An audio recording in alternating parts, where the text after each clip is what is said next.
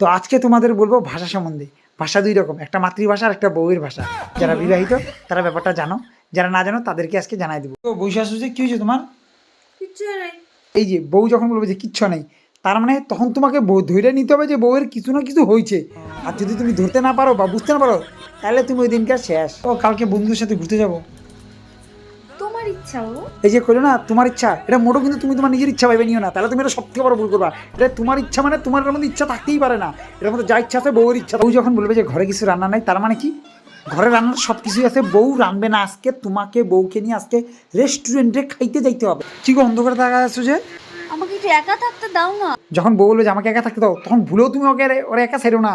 যদি তুমি ওরে একা ছাড়ছো, ওর বন্ধু, ওর বান্ধবী, বন্ধু, বাড়ির লোক, শ্বশুর বাড়ির লোক, বাপের বাড়ির লোক সবাই ফোন করে দেবো, আমার এক বোনটা ভালোবাসে না, আমার খালি একা রাইখে দেয়, আমি কিছু করতে চাইলে ওরকম কি মানে তোমার মানে যা আছে সব কবো। আমার একা ছায়া গেছে গা, আমার একা ফালা গেছে গা, আমার একা ঘুরে না, অনেক কথাই কবে। তাই বউরে কোনো মতে ভুলে একা ছাড়া যাবে না। আর সবার শেষে কোনো জায়গায় ঘুরতে গেলা, কিছু একটা বউকে কিনে দিতে নিলা, তখন যদি বউ যদি বলে যে শুধু শুধু টাকা খরচা করার কী দরকার আছে, তাহলে তুমি বুঝে নিবা যে বউয়ের ওই জিনিসটা লাগবেই। ওরা যদি ওটা যদি না দাও, তোমার বাড়িতে আসলে খবর আছে।